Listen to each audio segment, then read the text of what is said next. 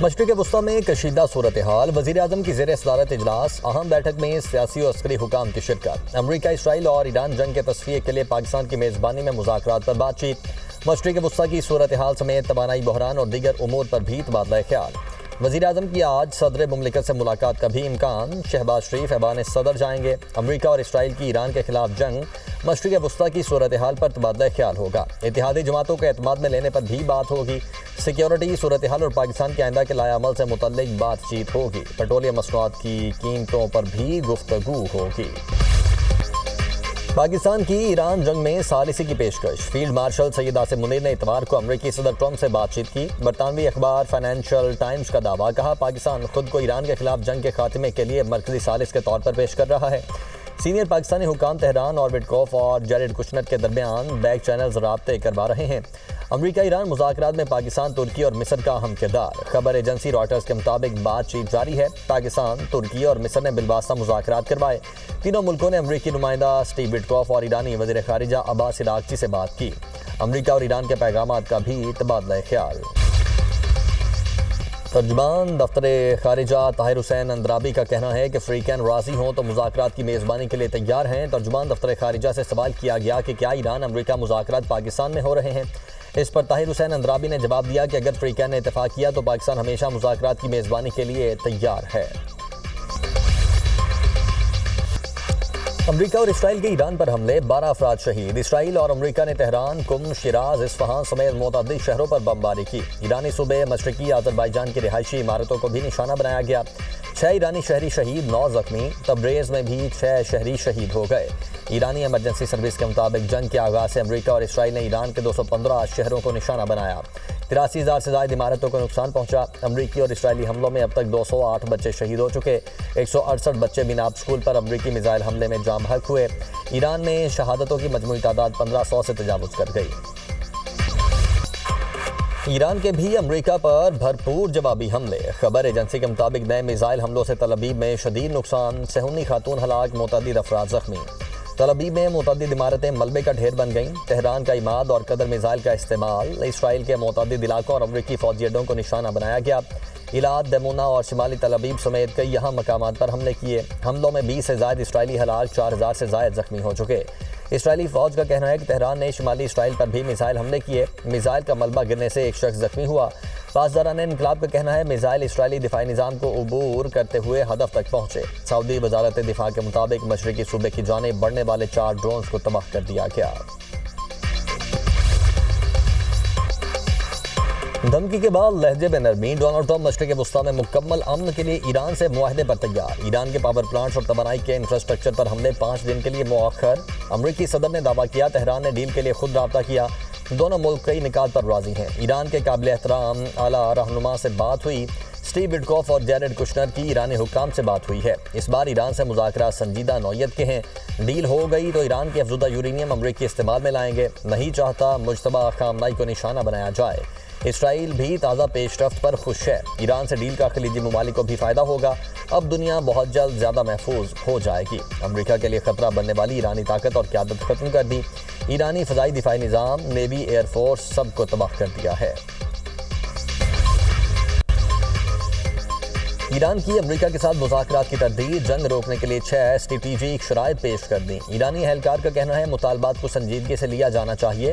پہلی شرط جنگ دوبارہ نہ ہونے کی یقین دہانی، دوسرے خطے میں امریکی اڈوں کو بند کرنے کی ہے، جارح کو پیچھے دھکیلنا اور ایران کو ہٹ جانے کی ادائی تیسری شرط ہے۔ تمام علاقائی فرنٹس پر جنگ کا خاتمہ، آبدۂ ہورمز کے لیے نئے قانونی رجیم پر عمل کا مطالبہ۔ ایران کی چھٹی شرط تہران مخالف میڈیا کے خلاف کارروائی اور ملک بدری ہے۔ یورپی یونین کا ایرانی پاور پلانٹس پر حملے روکنے کا خیر مقدم۔ یورپی یونین کی خارجہ پالیسی سربراہ کایا کلاس نے کہا انفراسٹرکچر پر حملے افراتفری پیدا کر رہے ہیں۔ برطانیہ نے امریکہ ایران مذاکرات خوشائن قرار دے دیے۔ برطانوی وزیر اعظم کیئر سٹارمر نے کہا آبدۂ ہورمز کو دوبارہ کھولا جانا چاہیے۔ برطانیہ اس جنگ میں مزید نہیں الجھے گا، ہمیشہ کہا جنگ کا جلد حل ضروری ہے۔ نائب وزیر اعظم اسحاق ڈار اور مصری وزیر خارجہ بدر عبدالعاطی کے درمیان ٹیلی فونک رابطہ۔ وزرائے خارجہ نے خطے کی موجودہ صورتحال پر گفتگو کی۔ ترجمان دفتر خارجہ کے مطابق کشیدگی کم کرنے اور مکالمے کے فروغ پر زور۔ امن و استحکام کے لیے سفارتی کوششیں تیز کرنے پر اتفاق کیا گیا۔ پاکستان اور مصر کا قریبی رابطے برقرار رکھنے پر اتفاق۔ توانائی بحران پر قابو پانے کے لیے اہم سفارشات وزیر اعلیٰ مریم نواز کو پیش۔ ذرائع کے مطابق 15 اپریل تک تعلیمی اداروں میں چھٹیوں کی سفارش، پیٹرول اور ڈیزل کی منصفانہ تقسیم کے لیے کوپن یا ڈیجیٹل سسٹم متعارف کروانے کی تجویز، مخصوص دنوں میں محدود گاڑیوں کو ایندھن فراہم کرنے کی تجویز، نجی اداروں کے لیے ورک فرام ہوم کے لیے سخت ہدایات کی سفارشات، غیر ضروری تقریبات پر مکمل پابندی کی تجویز، میٹرو اور بس سروس بڑھانے کی بھی سفارش، LED بل بورڈز اور آرائشی لائٹس بند کرنے کا پلان۔ عالمی منڈی میں خام تیل کی قیمتوں میں اتار چڑھاؤ، امریکی کروڈ آئل کی قیمت میں 3% اضافہ، $91 فی بیرل ہو گئی۔ برطانوی خام تیل کی قیمت بھی بڑھ گئی، برینڈ کروڈ آئل $102 فی بیرل میں فروخت۔ پاکستان سٹاک مارکیٹ میں تیزی، انڈیکس کی 1,53,600 کی سطح پر ٹریڈ، جبکہ ایشیائی سٹاک مارکیٹس میں تیزی کا رجحان۔ خبر ایجنسی کے مطابق جاپان کے نکئی انڈیکس میں 1.7% کا اضافہ ریکارڈ کیا گیا۔ جنوبی کوریا کے کوسپی انڈیکس میں بھی 4% کا بڑا اضافہ دیکھنے میں آیا۔ ہانگ کانگ کے ہینگ سینگ انڈیکس میں 1.5% کی تیزی آئی۔ چین کے شنگھائی کمپوزٹ انڈیکس میں بھی 1% کی تیزی۔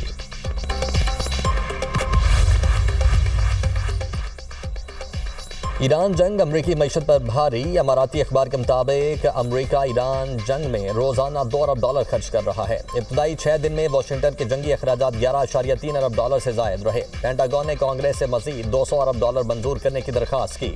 خطے میں کشیدگی سے عالمی تیل اور گیس کی قیمتیں بھی بڑھ رہی ہیں۔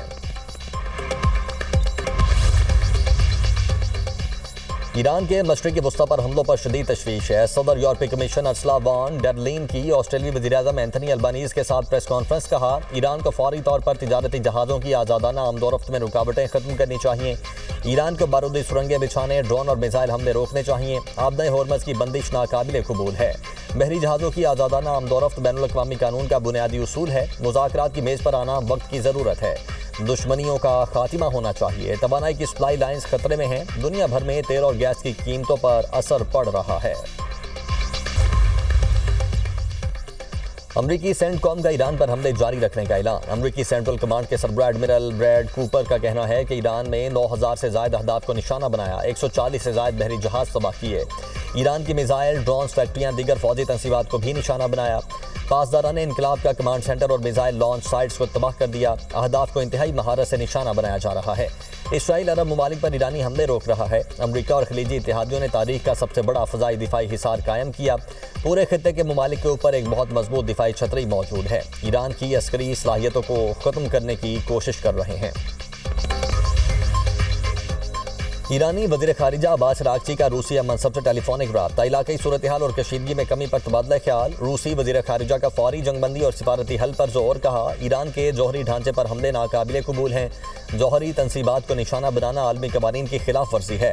وہ شہر نیوکلیئر پلانٹ پر امریکی اور اسرائیلی حملے انتہائی خطرناک ہوں گے۔ ایرانی وزیر خارجہ کے آذربائیجان، جنوبی کوریا، ترکمانستان اور عمان کے وزرائے خارجہ سے بھی رابطے۔ مشرق وسطیٰ کی موجودہ صورتحال پر تبادلہ خیال۔